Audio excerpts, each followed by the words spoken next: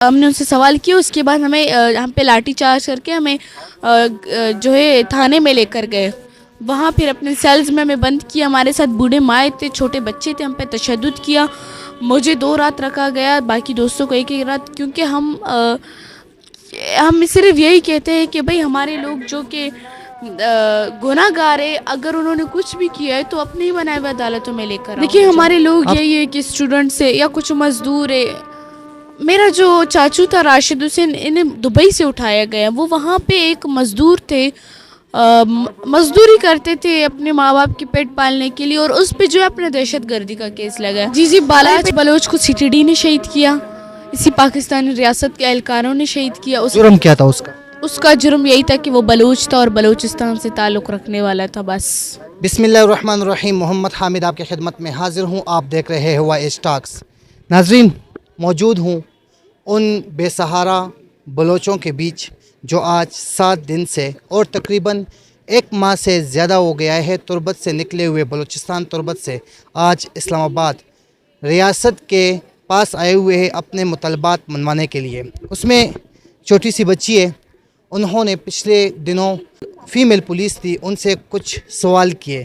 ان سوالوں کے جواب پولیس کے پاس کیا، یہاں کے ریاست کے پاس بھی نہیں ہے. تو ان سے ہی بات کرتے ہیں کیا بات ہوئی، کیوں یہ روئی اور چیخ و پکار سے پولیس سے سوال جواب کر رہی تھی. تو انہی سے بات کرتے ہیں. السلام علیکم. وعلیکم السلام. کیسی آپ؟ ٹھیک ہے؟ بس زندہ ہیں. 7 دن سے اسلام آباد میں بیٹھی ہو، کافی زیادہ لوگ ہیں، 100 سے زیادہ فیملی ہیں، کتنا مشکل ہے؟ دیکھیے پچھلے منتھ سے ہمارا یہ جو قافلہ یہ چلتا آ رہا ہے.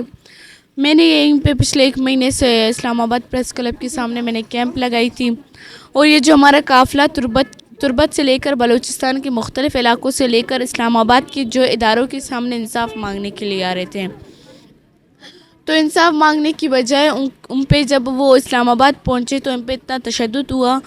ہم ان کے ساتھ تھے، ہم سب پہ اتنا زیادہ تشدد کیا گیا جو ہے کہ ہم کیوں یہاں آئے، کیوں روڈوں پہ نکلے، کیوں انصاف لینے کے لیے نکلے. بھائی ہمارا جو ہے لوگوں کو لاپتہ کر دیتے، سالوں سال آپ کے زندانوں میں قید ہوتے ہیں بنا قصور، بلا وجہ آپ ان کو قید کر دیتے. پھر ہم کیسے چپ بیٹھیں گے؟ جب ہم انصاف مانگنے کے لیے روڈوں پہ نکلتے، اس دن میں نے اپنے جو پولیس والوں سے میں نے آمنے سامنے میں نے سوال کیا، بھائی میرے سوالوں کا جواب دے دے.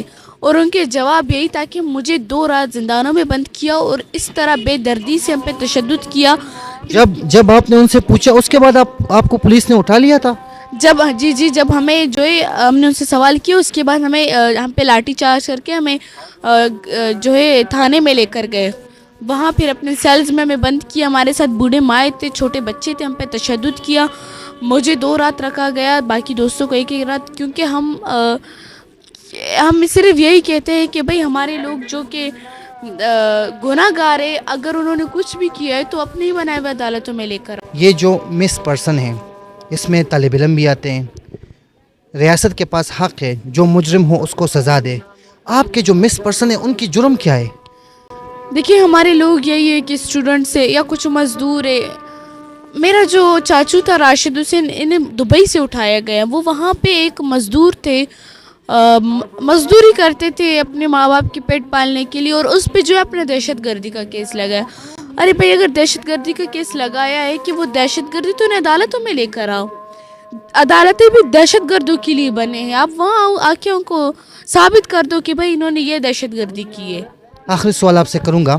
جیسا کہ آپ نے دیکھا تقریباً 7-8 سال پہلے نقیب اللہ مسعود کو شہید کر دیا گیا، ان کا قاتل سب نے دیکھا. اسی طرح آپ کے جو بالاچ بلوچ شہید ہوئے، ان کا قاتل آپ کو پتہ ہے؟ جی بالاچ بلوچ کو سی ٹی ڈی نے شہید کیا، اسی پاکستانی ریاست کے اہلکاروں نے شہید کیا. جرم کیا تھا اس کا؟ اس کا جرم یہی تھا کہ وہ بلوچ تھا اور بلوچستان سے تعلق رکھنے والا تھا بس. جی تو ناظرین، اس بچی کی باتیں آپ لوگوں نے سنی، جو اس پہ بیتی وہ انہوں نے کیمرے کے آنکھ کے ذریعے بتا دیا. اللہ سے دعا گو ہوں ان کے غیبی مدد فرمائے. یہ ریاست کی کام نہیں ہے، ریاست ان کے پاس آتی نہیں ہے. انوار الحق کاکڑ صاحب جو ہمارے نگران وزیر اعظم ہے، وہ مختلف قسم کے بیانات دیتے ہیں کہ یہ لوگ کسی پروپیگنڈے کے تحت آئے ہیں، لیکن ایسی بات نہیں ہے. آؤ ان کے پاس بیٹھو، ان کے دل میں جھانکو, ان کے آنکھوں میں پانی ہر وقت اپنے جو لوگ بچھڑے ہوئے ہیں ان سے, جو لوگ مس پرسن ہیں, ان کے لیے ان کے آنکھیں ہمیشہ گیلی رہتی ہے. آپ وہاں سے بیٹھ کے پریس کانفرنس کرتے ہیں, ان لوگوں کی دل آزاری نہیں کرو. اجازت چاہوں گا آپ دوستوں سے, مجھے دیجیے اجازت, اللہ حافظ.